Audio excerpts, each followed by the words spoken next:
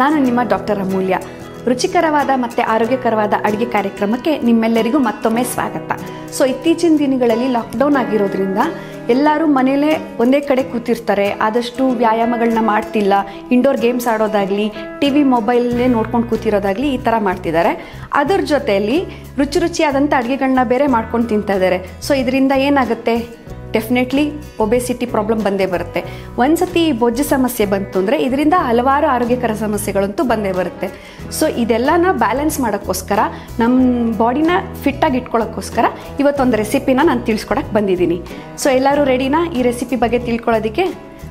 ನಾನು ಇವತ್ತು ಮಾಡ್ತಾ ಇರೋ ರೆಸಿಪಿ ಸೋರೆಕಾಯಿ ಜ್ಯೂಸ್. ಇದಕ್ಕೆ ಬೇಕಾಗಿರೋಂಥ ಇಂಗ್ರೀಡಿಯೆಂಟ್ಸ್ನ ನೋಟ್ ಮಾಡ್ಕೊಳ್ಳಿ. ಸೋರೆಕಾಯಿ, ಪುದೀನ, ಕೊತ್ತಂಬರಿ ಸೊಪ್ಪು, ಶುಂಠಿ, ನಿಂಬೆ ರಸ, ಸೈಂಧವ ಉಪ್ಪು, ಜೀರಿಗೆ ಪುಡಿ, ಕರಿಮೆಣಸಿನ ಪುಡಿ. ಇಂಗ್ರೀಡಿಯೆಂಟ್ಸ್ ಎಲ್ಲ ನೋಟ್ ಮಾಡ್ಕೊಂಡ್ರಿ ಅಲ್ಲ, ಈಗ ಮಾಡೋ ರೀತಿನ ತೋರಿಸ್ತೀನಿ.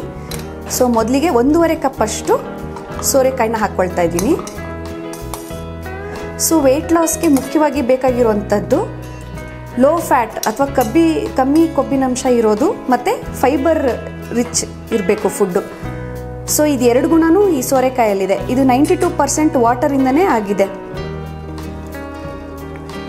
ಮತ್ತು 1/4 ಕಪ್ಪಷ್ಟು ಪುದೀನ ಹಾಕ್ಕೊಳ್ತಾ ಇದ್ದೀನಿ.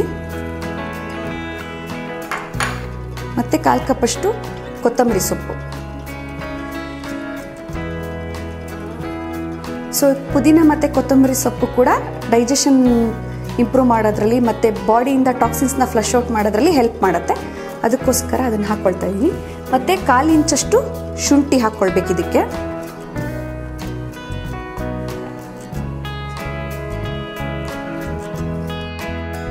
ಕಾಲು ಚಮಚದಷ್ಟು ಜೀರಿಗೆ ಪುಡಿ ಮತ್ತು 1/4 ಚಮಚದಷ್ಟು ಮೆಣಸಿನ ಪುಡಿನ ಹಾಕ್ಕೊಳ್ತಾ ಇದ್ದೀನಿ.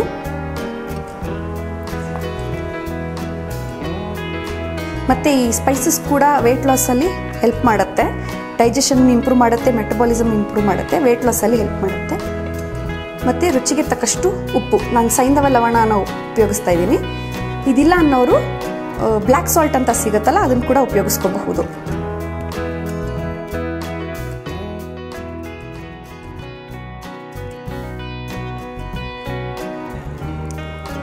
ಇದಕ್ಕೆ 1 ಟೇಬಲ್ ಸ್ಪೂನ್ ಅಷ್ಟು ನಿಂಬೆ ರಸನ ಹಾಕ್ಕೊಳ್ತಾ ಇದ್ದೀನಿ.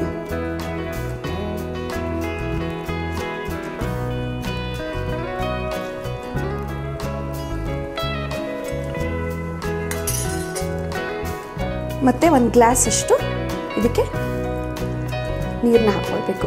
ಇದಿಷ್ಟನ್ನು ಸೇರಿಸ್ಕೊಂಡ್ಬಿಟ್ಟು ಮಿಕ್ಸಿನಲ್ಲಿ ರುಬ್ಕೊಳ್ಬೇಕು.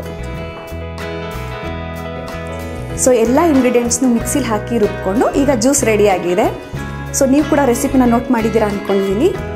ದಿನನಿತ್ಯ ಇದನ್ನು ಬೆಳಗ್ಗೆ ಹೊತ್ತು ಖಾಲಿ ಹೊಟ್ಟೆಲ್ ತೊಗೊಳೋದ್ರಿಂದ ಕಾಲಕ್ರಮೇಣ ನಿಮ್ಮ ತೂಕ ಕೂಡ ಕಂಟ್ರೋಲಲ್ಲಿ ಬರುತ್ತೆ.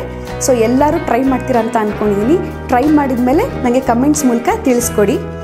ನಮ್ಮ ಚಾನಲ್ನ ಲೈಕ್ ಮಾಡಿ, ಈ ವಿಡಿಯೋನ ಶೇರ್ ಮಾಡಿ, ಹಾಗೂ ನಮ್ಮ ಚಾನಲ್ನ ಸಬ್ಸ್ಕ್ರೈಬ್ ಮಾಡೋದನ್ನ ಮಾತ್ರ ಮರಿಬೇಡಿ. ನಮಸ್ಕಾರ.